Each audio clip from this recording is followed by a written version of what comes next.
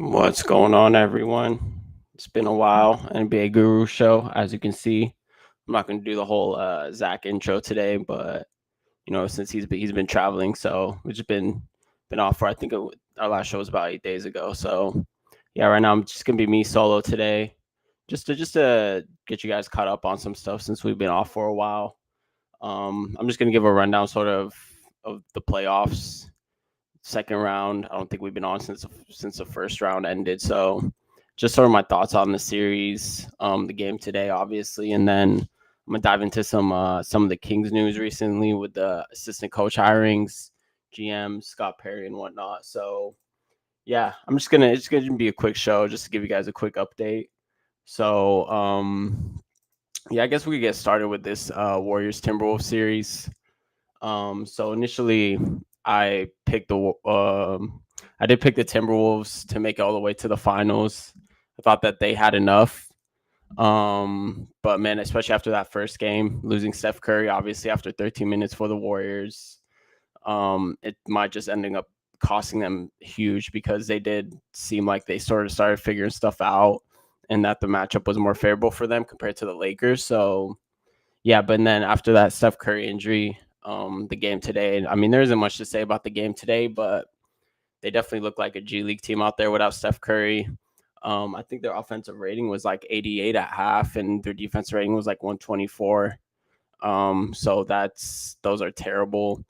Steve Kerr said he was just trying what he could. I think he played 14 players. Yeah, pretty much everyone played. Obviously, Kevin Knox and Braxton Key, some of them got garbage time minutes, but Quinn Post started the game and only played 3 minutes. So yeah, I mean, not much to say about this game. I'll probably, I mean, I picked the Timberwolves to win. I think, I had the Rockets versus Timberwolves, but I still expect the Timberwolves to win before the series started, just because I feel like like I said, they have a deep bench, and I feel like they could hang with the Warriors. They don't have enough offensive firepower besides Steph and Jimmy. So I still think the T Wolves they need to at least win one. They should win two of these next games without Curry, because I don't think Curry's come back until next Wednesday, which is probably gonna be Game 5. So I think the Timberwolves need to win these next two games. And even if Curry does come back, it's a hamstring injury. He's never had a hamstring injury before, so that's gonna hinder him a lot, even if he does come back. So if I'm the Timberwolves, you got to keep your foot on the gas, and you just got to make sure you try to steal these two games in the Bay, because, like I said, without Curry, their offense was just atrocious out there. Um, yeah, I mean, just looking at the stats, 9 of 32 from three. The Timberwolves in the first game were awful from three. The first half was 0 for 15. I think that was the first time in a long time. I mean, 0 for 15 from three. I mean, we're seeing it a lot with the variance in 3-point shooting in these playoffs. What's up, Kyle? Kyle mentioning his Celtics down 2-0. Big, yeah. That's another series I'm gonna talk about here. But the 3-point variance has just been killer. Man, that Celtics, yeah, we'll talk about that Celtics Knicks series. That's insane. Just some of these games have been just insane. But yeah, just looking at the raw numbers here, 9 of 32. I mean, besides Steph Curry, Buddy Hield actually he did hit some threes, 4 for 9 from three. Yeah, I just see him. He's been in good form recently. So that's really pretty much all their 3-point shooting. I mean, Moses Moody looks like he can't even shoot a basketball anymore. Jonathan Kaminga gave him some good minutes off the bench, 8 of 11, 18 points. He was falling out in and out of the rotation, obviously. So yeah, I mean, just looking at these numbers, yeah, I don't see how Golden State wins. I mean, they just, like I said, they just look like a G League team without Curry. It's really, really bad offensively out there. Obviously, Kerr was said they would lean into the strength of their defense because, I mean, Curry isn't the greatest defender, so with Podge out there, you could have a longer lineup, but it's not enough against this against the Timberwolves offense. I think they still have too much firepower, especially coming off the bench. So if I still think the Timberwolves will close this out in 6 if I had to predict. So not much to say about this game. Yeah. Uh, just looking at so the Golden State Warriors had an offensive rating of 98.9, while Minnesota had they had a defense rating of 124.5. So yeah, that's not going to get it done in the playoffs. I honestly I don't even know what the adjustment is from Kerr. I don't know what he could do. He did try everything. I mean, Pat Spencer got a lot of minutes, but Pat Spencer, in my opinion, did not look good. Guy Santos, neither did he. Pojemski did not have a good game. 1 of 4 from 3. Quinn Post, 3 minutes. Just absolutely nothing. So yeah, as Floor is mentioning here, Curry spreads the floor. Yeah, so without Curry, I agree with Flores. I think this is over. I mean, without Curry, this doesn't even look like a top 10 team in the West, to be honest. Like I said, it's almost like a G League team out there. I mean, and goes back to the front office, honestly, of the Warriors. I mean, if you weren't even going to play Kuminga, so why did you not deal him at the deadline? So, I mean, obviously there's been a rift there between Steve Kerr and the front office. Steve Kerr wanted to draft Franz Wagner. So, and he did not over Kuminga. So they ended up going with Kuminga, and now it looks like he's I'd be surprised if he was a Golden State Warrior next year. So yeah, I mean, I think the first game Ant was way too passive. 1 point in the first half. Just I don't know. Sometimes he does this. He did this last year in the West Finals, where he's just way too passive. Like it looks like I mean, come on, like it's a playoff game, and he just looks like a deer in front of headlights, man. Like he doesn't know what he's doing. Like just lollygagging down the floor. Like yeah, it was. I think he woke up in the second half last game, and I think he maintained that physicality today. But I think his 3 point, there's not. I don't know. He hasn't been shooting as many threes. Yeah, he was only 2 for 4 from 3 today. 20 points, 9 rebounds. He did rebound well this game and last game. I think he had 23 points and 14 rebounds last game. So yeah, not much to say about this series. So yeah, let's go on to the next one. The big surprise, the New York Knicks up 2-0 versus the Boston Celtics. I don't know anyone who could have predicted this. I mean, to give up 2 20-point blown leads is absolutely crazy by Boston.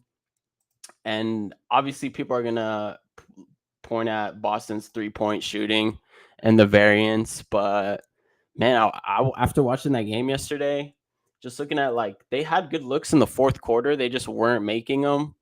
And it was a lot of Derek White, Al Horford in the fourth. I mean, just Jaylen Brown and Tatum. I think they had 2 open 3s, and that's it. And then obviously down the stretch in the last 2 minutes, last 3 minutes, there was some. That was just an interesting game. Also, an interesting chess match. Because in the last, I think it was 2.5 minutes, where they were fouling Mitchell Robinson, but they weren't even in the bonus. So I don't know why Joe Mazzulla was fouling Mitchell Robinson. And then as soon as they get in the bonus with, I think 2 minutes, 42 seconds left, they take Mitchell Robinson out, put back OG. And then I think one of the fouls on the next foul on, or Jalen Brunson went to the free throw line. So it ended up costing them pretty much the game because he did end up going to the free throw line on a foul. So the one before the Drew Holiday foul. So that was crazy. I don't know what's going on in these games. These playoffs have been insane. The Knicks have won all 5 road games that they've played in the playoffs, all by less than 3 points. So I've never seen anything like this personally in the playoffs. And I mean, the Celtics so far are 25 out of 100 from 3 in the series. So easy math right there, 25% from 3. Mikal Bridges had 0 points through 3 quarters. And then in the fourth quarter, he had all 14 points. And I mean, I've said I'm not a fan of Mikal Bridges. I think that's going to go down as one of the worst trading 5 picks for him. But hey, he pretty much got them that win yesterday in the fourth quarter, 14 points. He was scoring. He shut down Jason Tatum on that last drive. And Jason Tatum, man, I don't know. Jason Tatum's been getting a lot of flack recently on the internet for his style of playing, his superstardom. But man, just yeah, I mean, they had Celtics had 14 straight misses and went 8 minutes without a field goal. in the fourth quarter. So the Knicks went on a 31-11 run in game one and a 34-13 run in game two to end the game. So, I mean, there's been some crazy, crazy stats here. I'll pull some up just to show you guys in regards to like the win probability and what's been going on in these playoffs, especially with the not just the Celtics but the Pacers series as well. Um, that Pacers Cavs game two, that's another one that was crazy. Yeah, so 20-point comeback wins in the playoffs this year. There's been 5 20-point comeback wins. Last year there were 2. 2023 there was 0. 2022 there was 1. I mean, there's never been more than 3. So I mean, there's already been 5 this year. So yeah, Tatum, the Kobe Bryant of Paul George's, Flores. Yeah, that's pretty funny. I don't know if he's. Yeah, I guess that's a good the Kobe Bryant of Paul George's. That's a good one. He does have a ring. Paul George never even made the finals, so Tatum, man, I don't know what's wrong with Tatum. He's fallen in love with the three, these step back threes. Um, so he did go to the rim, obviously, when they gave him that free dunk when they set that screen at half court.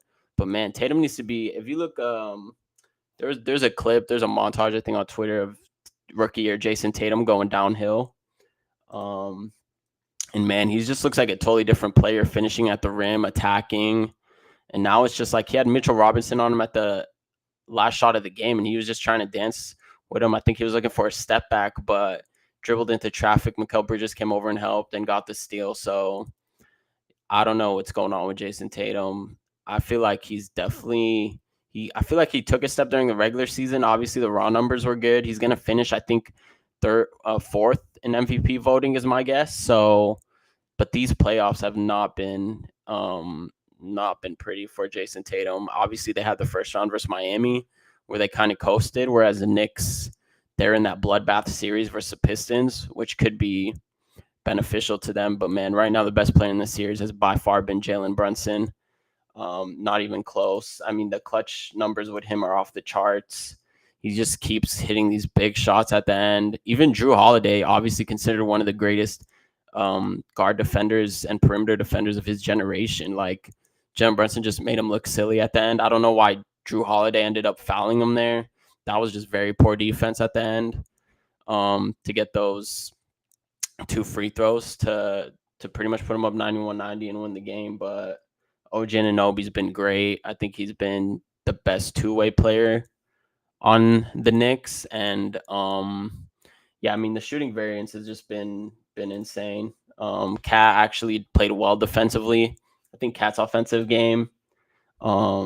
He's been yesterday he had 21 points, 17 rebounds. So he was dominant on the glass. So that's what you want from Cat. I mean, yeah, you could say like the 3-point variance, obviously it's going to come down to earth. But I mean, the Knicks aren't playing well either. That's the thing. Like, the Knicks aren't playing well, and neither is Boston, really. So the Knicks have pretty much stolen these 2 games here. Yeah, I mean, Boston led for 45 minutes yesterday, and the Knicks led for 2 minutes. So 46 minutes to 2. So yeah, looking at the offensive rating, 94.7 for Boston, 95.8.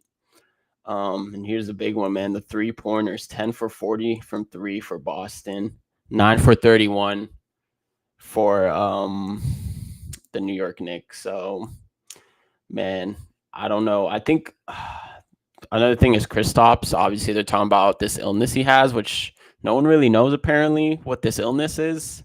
A little vague. Apparently he's seen a bunch of specialists and doctors, and no one can really diagnose him. I don't know. I've heard some stuff like long COVID and stuff. I mean, someone said like AIDS on Twitter, but it's not. I doubt it's. I mean, it's not going to be that. They're going to know it's that. So I don't know what's going on with Kristaps, but man, he's been very poor in these playoffs. Yesterday, 8 points, 4 rebounds in 14 minutes. So I just think he's not himself. And I think the Celtics might be in trouble here if Kristaps isn't himself fully, because he's pretty much the anchor of that defense. And I mean, Joe Mazzulla, you're gonna have to have a backup plan when these threes aren't falling. like I don't know. I just feel like they don't have a plan B. They're just like either a plan A or I don't know, or also they just settle. I mean, their bench is also not that like Payne Pritchard, 9 points, 3 rebounds in 21 minutes off the bench. I know Hauser got injured, so that could end up being actually a big injury for them. So yeah, I mean they pretty much have Cornette, Payne Pritchard, and Al Horford off the bench, which honestly, it's probably um it's probably one of the weakest benches left in the East. To be honest, I'll take Indiana's bench. I'm just trying to think. I would take Cleveland when fully healthy. I would take their bench. So I mean, the Celtics right now are in a tough spot. I don't know what you guys think.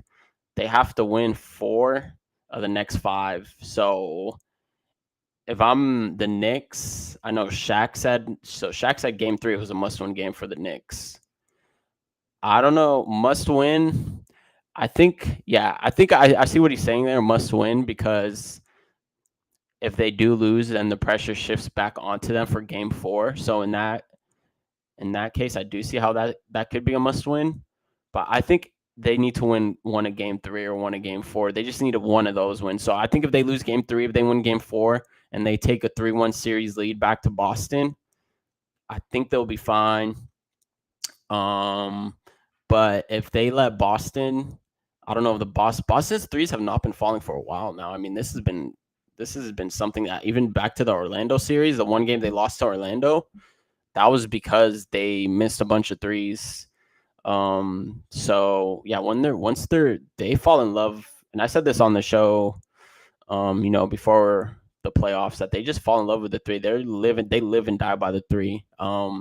Maybe they got away with it last year because of the injuries to, because I think they in their playoffs. Let me look at the playoffs that they went, because I remember in the playoffs last year, besides the Pacers, I think everyone that they played had pretty much like significant injuries. Like I remember the Cleveland series, because I'm pretty sure Donovan Mitchell got hurt that series.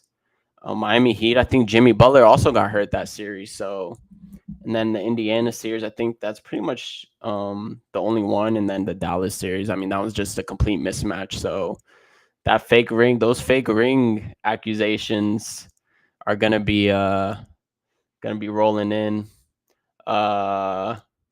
Benjamin, yeah, what's up, Benjamin? Yeah, I'm rolling solo today. Zayd's out traveling, so that's why we haven't been doing shows. He's out enjoying life, man. Zach's out enjoying life. While it's just me today. I'm just gonna give a quick rundown of these playoff series and talk about the Kings moves, and whatnot. So yeah, I mean the Celtics. Yeah, I mean these fake ring accusations, and then in the summer, I think they might be. There's already been murmurs of them, not blowing it up, but like Kristaps on the move, Drew Holiday on the move. Honestly, I could even see them moving Jaylen Brown, or they're not. Jason Tatum's pretty much the only one I think that's untouchable in the summer. So, yeah, Flores saying you see Paul Pierce today walking. I don't think he walked to work. Yeah, I saw that. I don't think he walked to work. He probably had his car parked across the street, and then because it was like, what was it, like 18 miles? Because I think he probably just parked his car across the street and then just took a video in front of Fox Studios or wherever he's at in LA, just to make it seem realistic. So yeah, that was funny though. That was funny for sure. Let's look up see if I could find these stats here I could show you guys. Oh, here we go. Let me share my screen here.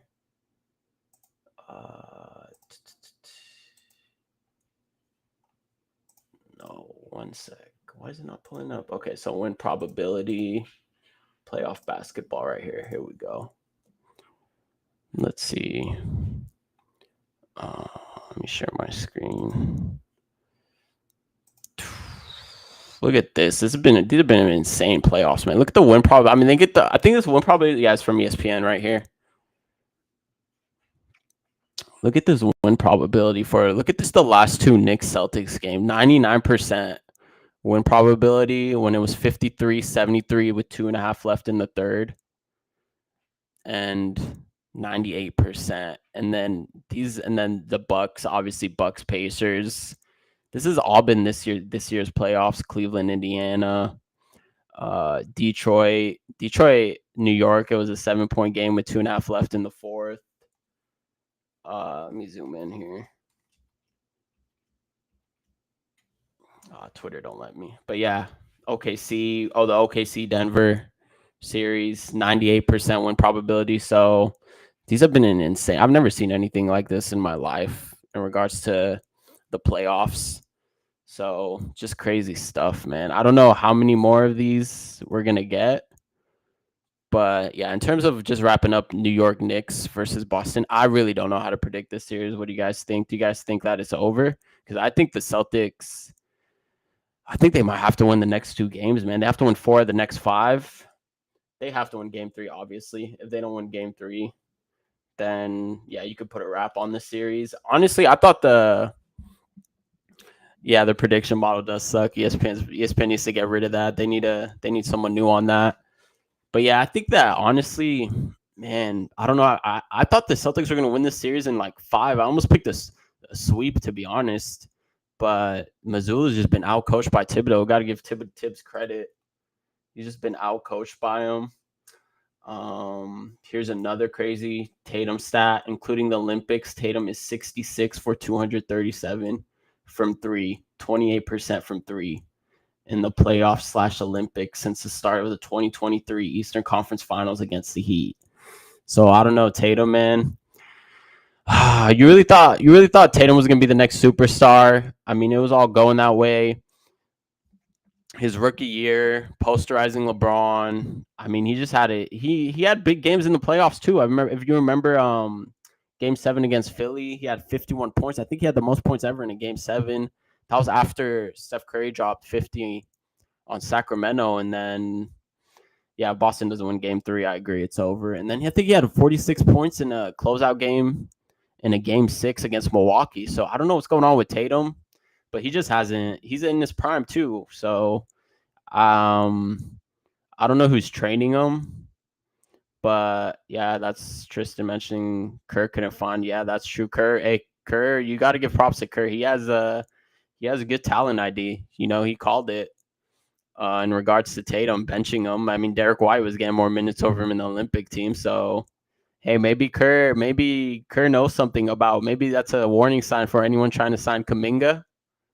That might be a warning sign in itself, right there.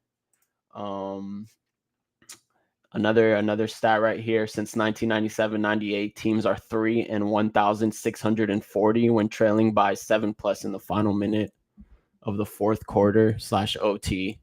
The Pacers have 2 of those wins. I think that might be no, because final minute, yeah. So Pacers have 2 of those wins. 3 and 1,640 when trailing by 7+ in the final minute of the fourth in OT. So that's a crazy stat. Crazy stat. Yeah, I don't know what else there's to say about this Boston series. This is the most interesting series, I think, moving forward. I'm still gonna pick the Celtics. I still think the Celtics, I feel like they're just too good. But they have to, if your threes aren't falling, you have to adapt. You have to adjust. Like, go to the rim. You have to do something. Change your game plan. And they just have shown that they haven't been able to do that. And hey, maybe just the threes were falling last year. They got some injury luck last year, but man, these playoffs are wide open. Yeah, I'll still say I think the Celtics win in 7. I'll still stick with that. I just think they're the better team. The plus side of if you're a Knicks fan, you have to see, like, they haven't been playing well either. So if Jalen Brunson didn't have a great game yesterday, besides obviously clutch time. He had 17 points on 6 of 19 shooting. So yeah, I don't know. Flores saying, what do you think about the refs in the playoffs? Yeah, I think that this is how they should officiate during the regular season. I think that this is a problem with the ratings, is people don't want to watch ticky-tacky fouls called in the regular season.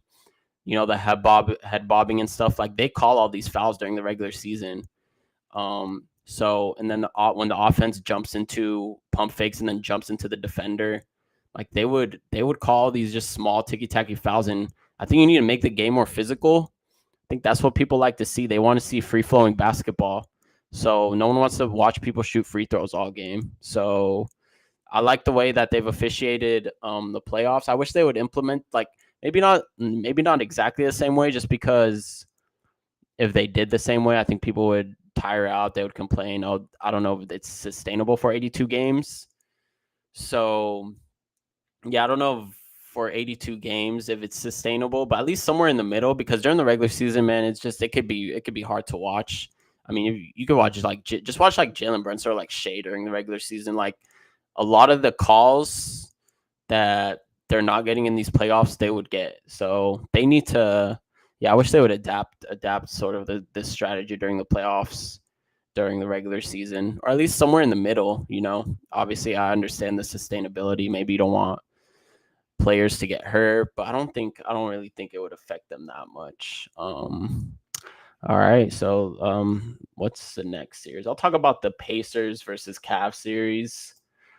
Yeah, I mean, not much to talk about here. I think the Cavs, obviously, with the injuries to Mitchell, Garland, um, and whatnot. So I think right now yeah, this is another series where just injuries are. I mean, the injuries are really starting to catch up to the NBA right now, with their stars. Although, I mean, Anthony Edwards with his ankle today, he does. I feel like he does this every time where he falls, and he's like almost like like he just got hurt or something. So, but he always comes back. It kind of reminds me of like LeBron. LeBron used to always do this where he would like act like he got shot and then just hop right back up. But man, that was a disastrous collapse in game 2 by Cleveland.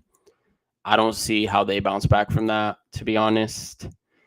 And I mean, there was just, if you rewatch that game, it was just bad offensive rebounding. Donovan Mitchell, I don't know why he was throwing his elbow. He had one of the greatest, honestly, an all-time performance by Donovan Mitchell in that game. But yeah, 48 points, 5 rebounds, 9 assists. Just insane stuff. So this game, I think it's gonna be hard for Cleveland to come back from this series. I think it's gonna be. I think the Halliburton step back versus. I don't know why they gave him the 3 there. I would have showed him to the rim at least. You could take that to overtime. And I think in overtime, the Cavs had enough to squeak it out. I think they just absolutely had one of the all-time worst playoff collapses you'll ever see, to be honest, in that game. But man, I mean, for Cleveland to lose that game, that's just such a demoralizing defeat. When you have Garland, Jared Allen, and DeAndre Hunter out, and you're up 7 with like a minute left, and then just for all the things that can go wrong, do go wrong, not boxing out. And then, I mean, Tyrese just stone cold killer, man. How, especially now that the series goes back to Indiana, I honestly don't see how Cleveland wins this series. I think Indiana's going back to the Eastern Conference Finals. Halliburton has been amazing these playoffs. 19 points and 4 assists. But the thing with Halliburton is like he kind of controls the pace of the game. Kind of reminds me of like a Jason Kidd, Steve Nash, where he's not going to score like 40 points. That's not his game.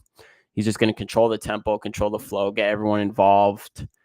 And that's what's great about him, And I think that the Cavs, if they don't get Garland, Mobley, and Hunter back, then especially next game, and if they go down 3-0, then I think the series is over. I think Indiana will be going back to these finals. And I will say Indiana has been quietly one of the best teams in the league for the second half of the season.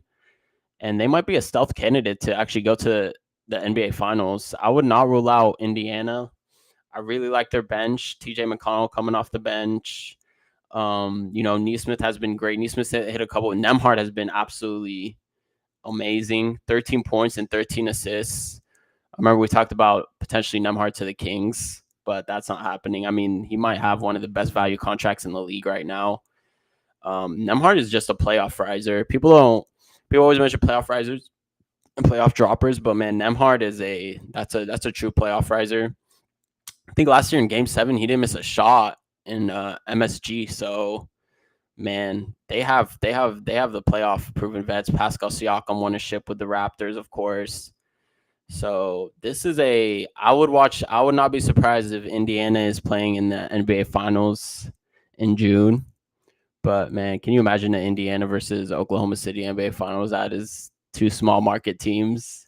Man, if David Stern was still alive, he would do everything to stop that. Indiana Pacers versus Oklahoma City, but I don't think we have to worry about that in 2025. So Indiana and OKC fans, I think you're safe there. And then the other series, last series, Denver versus Oklahoma City. Yeah, I mean, Denver, another absolute all-time collapse was Oklahoma City. Seems like these series each have one of these games in game one. Yeah, so that was an all-time collapse, and then obviously, kind of similar to what happened to the Warriors. They got their split, came out flat today in a blowout game, but it was worse for Denver because they just got absolutely blown out in game two. And I kind of expected that just because they got their split. Oklahoma City, especially after those Chet free throws, Chet missing those free throws pretty much cost them the game. And then, yeah, it was just an unfortunate sequence of events for Oklahoma City. Aaron Gordon with another game-winning buzzer beater.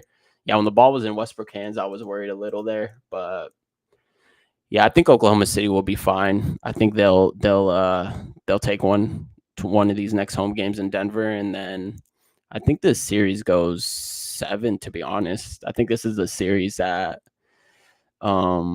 it, 7 or 6. I like Oklahoma City still to advance. So I think we're looking at Oklahoma City versus Minnesota West Finals and an Indiana versus Boston. Indiana versus New York Knicks West Finals would be insane just because no one predicted that. Flashbacks in 1999.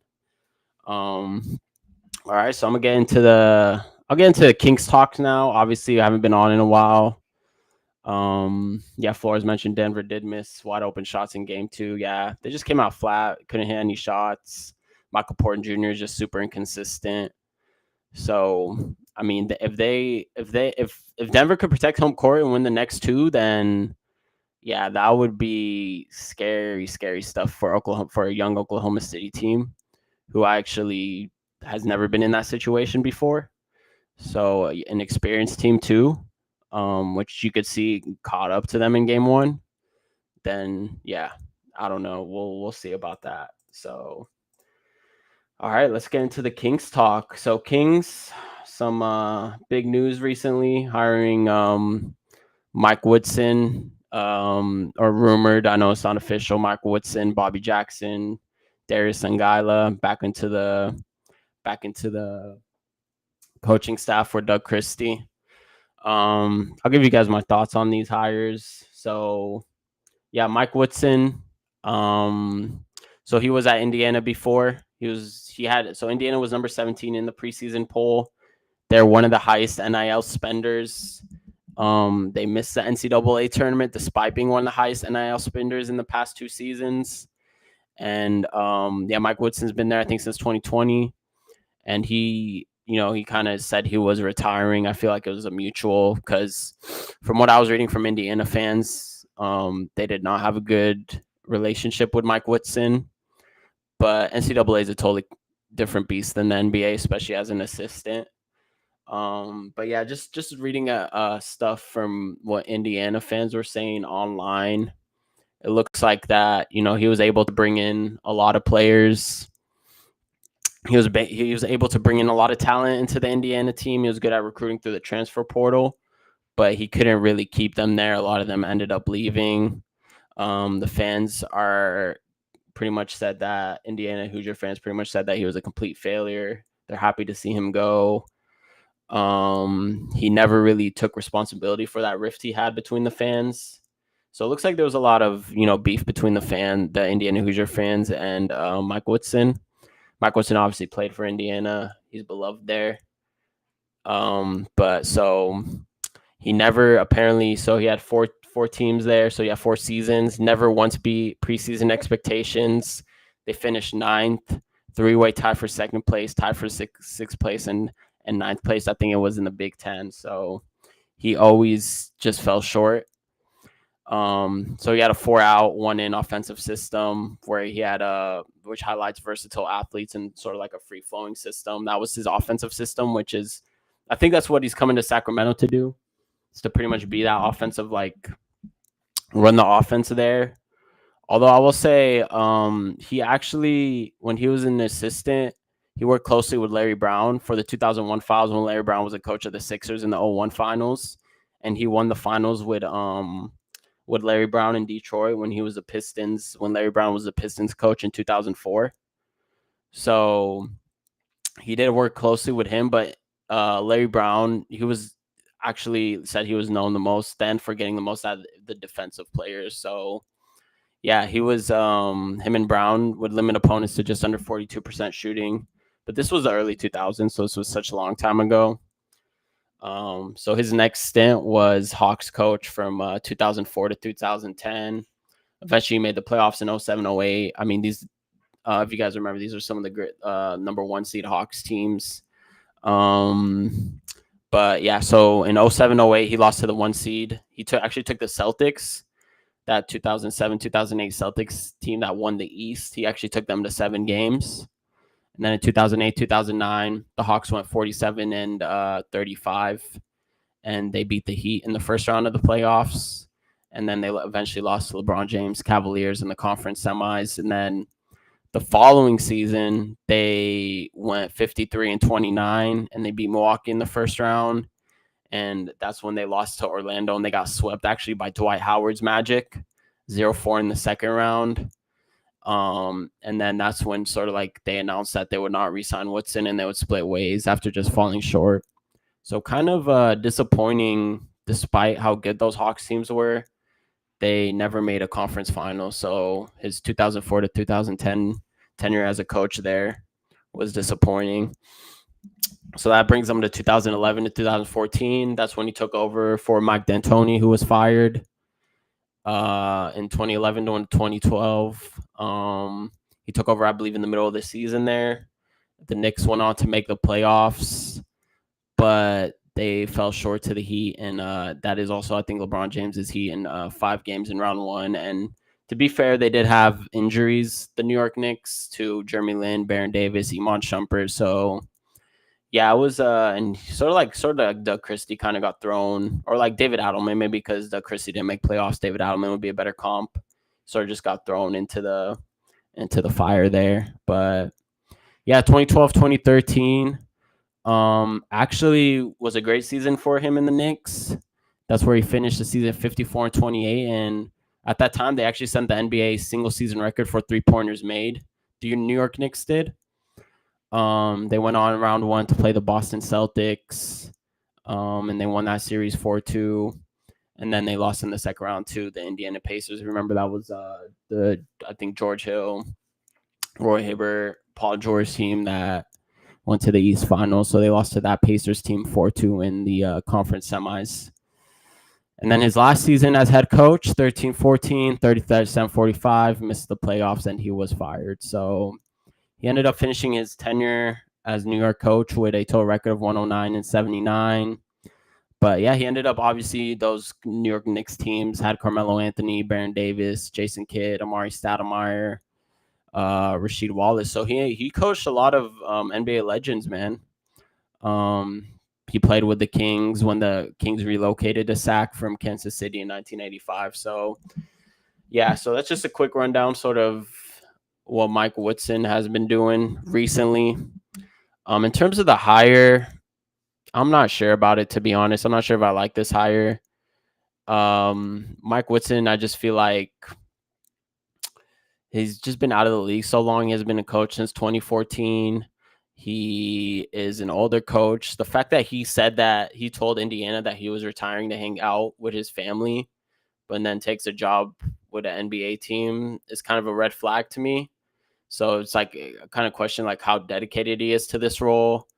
But hey, we have been advocating for Doug Christie to bring in some veteran coaching staff, and Mike Woodson is a veteran coach. So I think if it was me, I was hoping on someone along the lines of maybe like a Frank Vogel, someone has more recent experience in the NBA.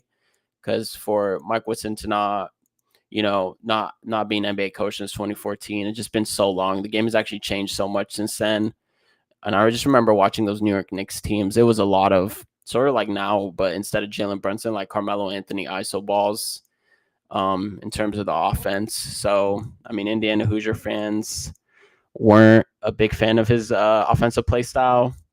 And they said that he was just not able to get the talent he wanted to, which is different. You can't really compare, obviously, NCAA to the NIL. So, I mean, sorry, NCAA to the NBA. It's just a totally different beast. So, yeah, in terms of this hire, I don't know. We'll wait and see. I'll reserve judgment. I'll wait and see on Mike Woodson, see how he does in the first first maybe half of the season, just to see like what offensive strategy he's implementing. I mean, it's probably better than Jay Triano, who they just let go of, and that ISO ball. We'll see. Maybe it just might be more ISO ball.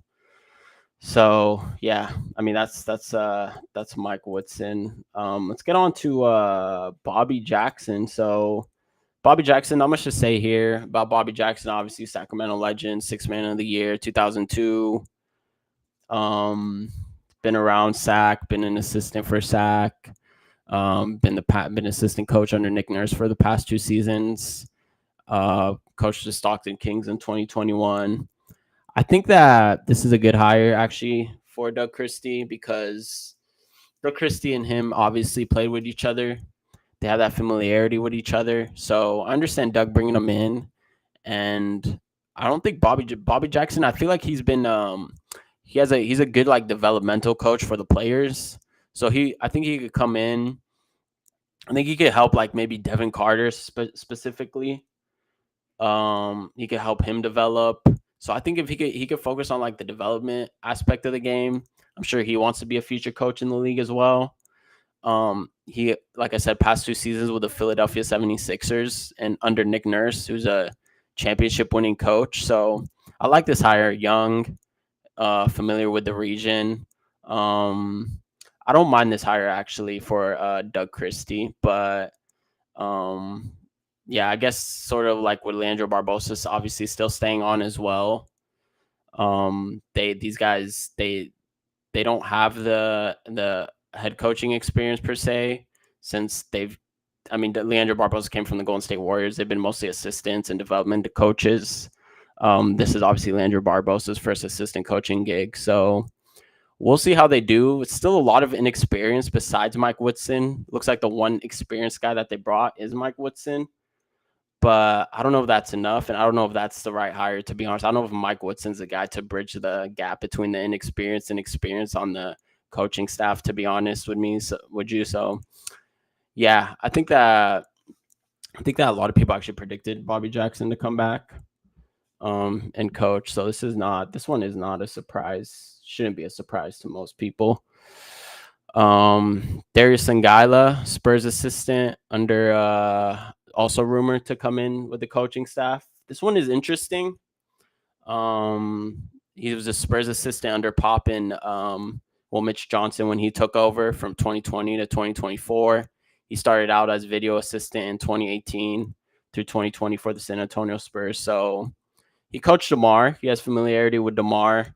Whether DeMar will be in Sacramento, that's a different story. Obviously, Sangila played for Sacramento from 2003 2005, but he was just a role player, averaged 6 points, 154 games, 28 starts with the Sacramento Kings. So he was just a role player from 03 to 05 with the Kings. I'm sure a lot of Kings fans will remember him, but the average basketball fan definitely will not. Right now, he's an assistant coach for Manisa Basket in Turkey. He's actually coaching some former NBA players: Golden State Warrior, Chris Choza, John Elmore, former Stockton King. Yeah, I mean, he's Lithuanian, so shares a home nation with Domas and Jonas. So there's that connection there, the JV and Domas connection with Sangila. So that also brings up the question of whether are they making these moves to help Domas stay? Do they want Domas to stay? Does Vivek and Scott Perry, are they aiming for Domas to stay with the organization? Funnily enough, actually, fun fact, JV was actually benched for Sangala in a Olympic game in 2012 for Lithuania. But yeah, Sangala left the Spurs in 2024. Um, so I mean, obviously, there's the Greg Popovich's coaching tree.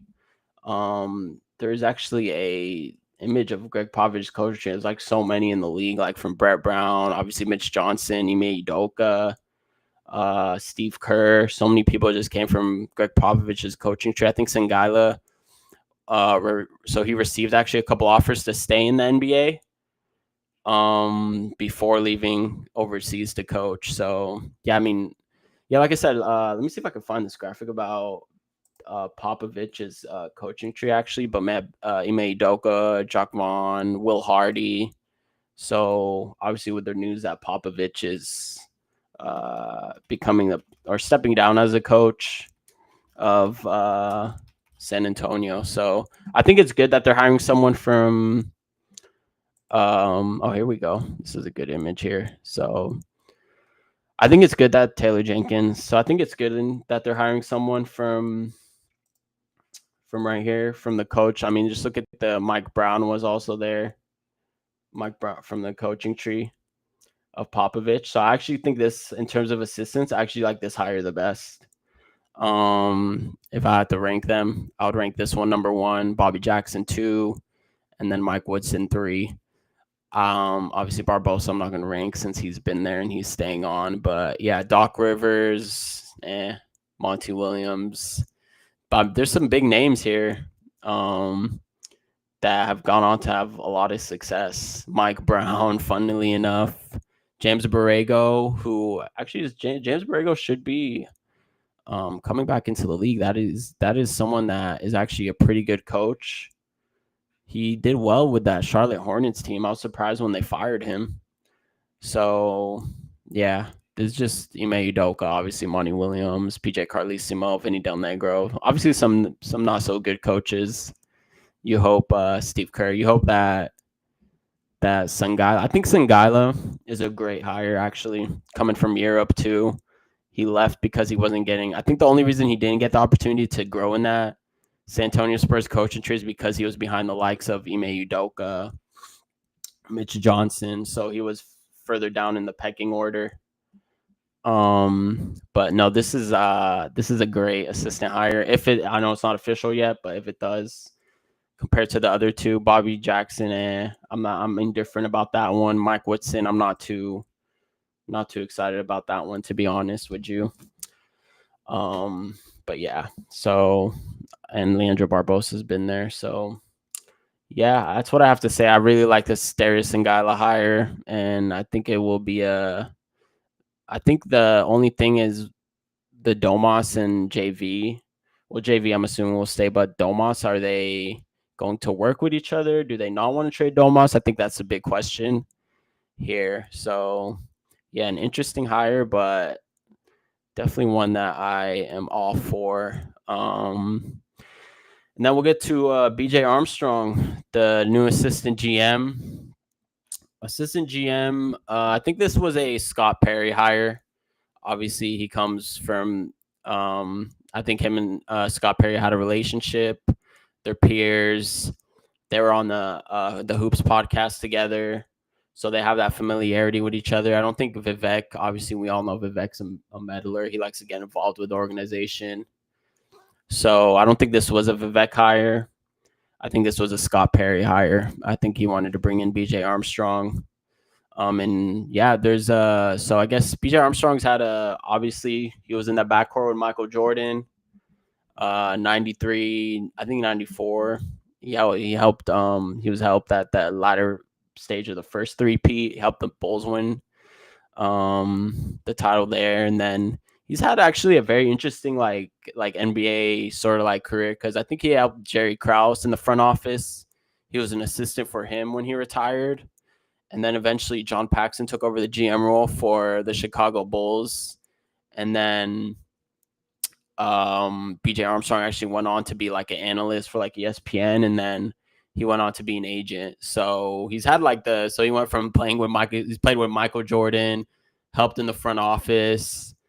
did some analyst work at ESPN. So that I mean, BJ Armstrong's had this is a sort of like, he's just done it all, But yeah, he lands himself here as an assistant GM of the Sacramento Kings now. His big so he is coming from that agent. Obviously, you probably heard he's coming from, as he used to be an agent. His biggest agent obviously was Derrick Rose. Derrick Rose is retired now. He helped make Rose about $167 million. I mean, his other agents, well, just specifically comes from the Weisserman Media Group. But him specifically as an agent, he only had like 4 clients. So Derrick Rose retired, Josh Jackson flamed out of the league, Javal McGee retired, had a serviceable career, and Bismack Biyombo, who's actually in the league right now, he's actually on a vet minimum. So yeah, I think so. The Kings here are I don't know. I don't want to say they're going agent to a front office route like Pelinka, Bob Myers, Leon Rose with the Knicks, because they're not hiring him as a GM. They're hiring him as an assistant GM. And what his role is going to be next to Scott Perry, I'm not sure if he's going to be. I think it's going to be more like a collaborative process. I'm not sure if he's going to be heavily involved in the decisions. And then again, are we sure like how much of the decisions is Scott Perry making? Obviously, we know Vivek's going to meddle, so we have our Scott Perry deep dive. We have our thoughts on that, but as I think hiring him could be good for connections too. So I could see that aspect of it coming from the agency, because the Westerman Media Group, they do have a lot of agents on their book, including Domas, who's actually their biggest client in terms of contract value. I'll actually show you some of their clients here. They have some big names on their books. Let me share my screen. Let me share my screen here. Yeah, so if you look, they have Domas is their. Let me bring it back here. So Domas is their biggest client, 260. I mean, we talked about his contract and how the Kings should look to get off that this summer, but we don't need to get into that. Brooke Lopez, Clint Capella, DeAndre Hunter, Marcus Smart, Norman Powell, Hachimura, Lou Dort, Klay Thompson, Evan Mobley, Jalen Duren, Nikhil Alexander-Walker, Tari Eason. Tari Eason, we mentioned that the Kings should try to trade for Tari Eason if they can, but I don't think there's a package that they can offer that's enticing enough for Tari Eason. So yeah, just looking at those names, these are some big names for so it's a big agency. So I'm sure he has maybe like some connection. I mean, Nikhil Alexander-Walker right here, he's going to be a free agent this summer. Maybe that's a connection that BJ can help bring in. He could be a good 3-and-D. We obviously talked about how the Kings need wings, so he could be a good option right here. We'll be doing a Kings rebuild once Zach comes back, and how we would rebuild the Kings and what transactions we would make. So we'll be doing a full breakdown. Look out for that in the summer. But yeah, these are part of the media group that BJ Armstrong is coming from. So these are some of the players that are part of that agency. Yeah, I mean, Bogdan, did I mention Alex Caruso, Jalen Suggs? Yeah, I mean, there's some big NBA player names here. Obviously, his biggest one I said was Derrick Rose, who's retired, but yeah, it's actually also one of the biggest music agencies in the world. They've represented Kendrick, Drake, Coldplay, Ed Sheeran, just a bunch of huge artists. So yeah, having someone from that, I think that's pretty much what you're looking for in regards to hiring someone like BJ Armstrong. I think if he could bring in the connections like that, that could be someone that's pretty much his strongest like attribute coming in. There's a video too I'll share here in regards to what he said in regards to the Kings. I'm sure a lot of you guys have seen this. Maybe not, but let me share it here in regards to what he said. In case you haven't seen it, let me play it by Drew. This is from Drew on Twitter. So let's see. Okay, this is from his Hoops Genius podcast. But what direction should the Kings go in here? They're kind of in a tough situation right now, and here's why. They've made these trades. They picked up DeRozan in a free agency. Then they make the trade for Zach LaVine. Then they move off of De'Aaron Fox. Malik Monk gets hurt, right? He gets hurt, correct? So they're kind of in this odd scenario where 2 or 3 out of their top 4 players. I don't know what happened to Keegan Murray. Like, he's just kind of, I don't know what happened. He had a terrific rookie season, and then all of a sudden they get rid of Harrison Barnes. And then suddenly they fire their coach, and now they're in this, I don't know where they're at. It's kind of like they have a combination of players, but they don't seem to fit, right? Sabonis was hurt, then he comes back. De'Aaron Fox is out. They trade for Valanciunas as well. Trade for Valanciunas. So they have this mixture of players, but it doesn't look like a team. It just looked like a collection of like really talented players. They've got great assets. That's the word that people use now. But like Keegan Murray, he shot 41% as a rookie from 3. This season, he's shooting 34%. He's been trending downwards. I feel like the offense with a De'Aaron Fox is easier for a player like Keegan Murray to fit into compared to when the offense is a guy like DeRozan or LaVine. Yeah, it's again. And then I don't know. I'm just looking at their collection of players. What's their identity, or what's the identity of this team? Are they a defensive team? Are they a fast break or 5-out team? Are they big? That's what are they small? I don't know. So we'll see. I guess we'll find out something after the after the season's over with, and then in 8 minutes time. Yeah, we'll begin to see what's going on here, because it doesn't feel right to me. Their season doesn't. I mean, their team doesn't feel right. Yeah. I mean, on paper, but what? Yeah, so I'm gonna be honest with you. Sounds like he didn't watch too much of the Kings, to be honest.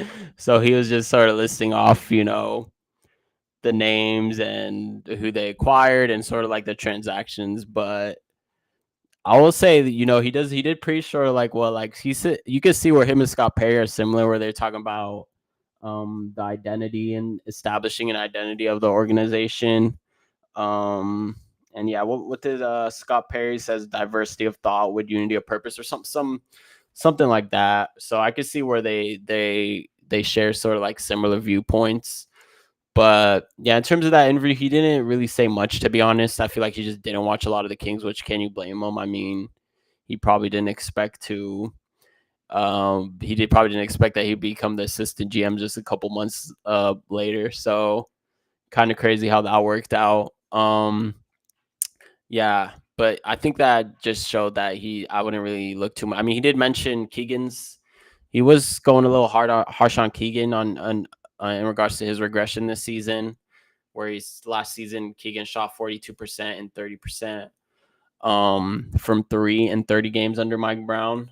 And then he actually shot 46% and 37% in 3 in 46 games this season under Doug Christie. So I think his criticism of Keegan in regards to the regression could be a little harsh. Keegan did, as you can see, he did turn it around under Doug Christie. He started to shoot a little more. They didn't mention sort of like not having De'Aaron Fox, obviously not having that point guard, not having the identity. So hey, BJ, you're gonna be the one helping find out now what that identity is gonna be. So yeah, it's crazy how quickly things can turn around in the NBA. But yeah, so in regards to my overall thoughts, just closing thoughts on this hire, I don't think it's a bad hire. I think the connections are key. coming from the Wasterman Media Group. If he could leverage his connections with some of those players, because if there's some good players on that Asian list and some good players that are probably on the move this summer. Jalen Duren might be on the move. He might be in a standstill contract negotiations with the Detroit Pistons, because the Pistons also might be looking for a stretch five where he doesn't really fit that. Nickeil Alexander-Walker I mentioned. So there is some players on that list that could maybe help out the Sacramento Kings. And if he could leverage his connections, because he is still an assistant GM to Scott Perry, I don't know how much how much of his input is gonna be taken into account. I think at the end of the day, we all know Vivek's gonna have the final say. Like, let's be real. But yeah, I mean, those are just my clothing thoughts on the BJ Armstrong assistant GM hire. And we'll see where it goes this summer. This is the first time I think I'm on since also the Doug Christie, Scott Perry had their collab interview. So just some thoughts from that. I think Scott Perry, I think it was just a bunch of buzzwords. Like I said, diversity of thought, unity of purpose, establishing identity of culture. I mean, he's saying all the right things, but like he's saying all the right buzzwords that, just hyping everyone up, saying he's sad with everyone in the organization. I don't know how true that is, but I mean, I hope it's true. That would be a cool thing to say. But then again, if it's not true, then why are you just putting something out like that? I don't know. I just feel like Scott Perry comes off as, to be honest with you, he just comes off as too nice of a guy for this type of job, like a GM role in the NBA. So I think that's why hiring BJ Armstrong is crucial. And we all know Scott Perry hasn't been in the league for a few years since his Knicks gig. And yeah, I feel like with Scott Perry, like I said, he could just be too nice of a guy, maybe a pushover. And this is like a cutthroat business. Obviously, we all know the NBA is a cutthroat business. For Scott Perry, if this doesn't work out, then I mean, it just kind of seems like his last stance. Like, I don't expect him to take another role in the NBA. He'll probably just retire at the end of the day. So maybe this was just, Vivek's, like we said, Vivek's puppet, just another Vivek puppet, which is what I said when they originally hired him. So, I mean, he called himself a veteran. He does have the experience, like we ran down on a previous show. Flores saying Perry sounds like that's actually true, honestly. Like, he says, like, he does sway you. Like, he has that charisma, he has that charm, he says all the right things. But like at the end of the day, like as a GM, like what's your knowledge on the cap? Like, what's your knowledge on the way the league's going? Like, how are you going to acquire these players? How are you going to manage the cap? Most importantly, with the new CBA. So it's easy to say, oh, we'll establish an identity, but like these are stuff like a high school GM coach can say, like we'll see what happens when you got to actually put action to your words. So that was our biggest criticism in regards to the hire. We just think it's another Vivek puppet. I think Doug Christie, we're fine with Doug Christie staying on as the coach. We do have an episode going in depth there. I will say in regards to like the Sacramento media, I feel like during that interview they just don't really ask like the hardball questions. I mean, it's easy for me to say. Obviously, I'm not in media. They have to maintain a relationship with Doug Christie and Scott Perry and whatnot. But like, no one really like questions them in regards to like offensive philosophy, defensive philosophy. But then again, Scott Perry and Doug Christie will probably just give buzzword answers at the end of the day. So probably just give another cliche to say. But I would have liked to see people from Sacramento media. I feel like they could ask more hardball questions, to be honest with you. In regards to also Vivek, like how much of the process is he actually involved in? So I don't know, man. Just a little soft. Feels like it was in regards to, if you guys watched that Scott Perry, Doug Christie interview, not much to see there. It's about 20 minutes. You don't even have to watch it, to be honest. A bunch of softball questions. It's like I said, a bunch of buzzwords, a bunch of cliches. But we'll see this summer. It's going to be a big summer for Sacramento. And it starts off with the lottery on Monday. So lottery is the May 11th. So that's going to be big. we'll see if Sacramento can get the lottery balls. Luckily, rolling their way. I don't expect it. I expect Sac to lose their pick.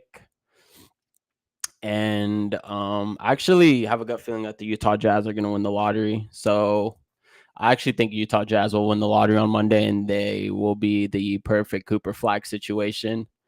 So I think Cooper Flag will be in Utah, and then we'll see where Dylan Harper and the rest of the picks go. But it's just a shame that Sacramento wasn't able. This is why we were advocating for them to tank and keep their pick, because it is a pretty good draft class. So I'll probably be back on Monday after the lottery. In case a miracle does happen, I will for sure be on. Zach will be on in a few weeks. He's going to be traveling. So, but yeah, I mean, best of luck to the Kings in the lottery. If they don't win the lottery, then hey, AJ DeBansa from BYU, he's looking like another great prospect next year. Maybe they should just full blown tank for AJ DeBansa out of BYU. So there is some good prospects next year, but appreciate you guys hanging out with me. I'll be back here at least sometime next week for sure, and following up on the playoff thoughts and the lotteries and the potential prospects. So thanks, guys, and talk to you soon. Later.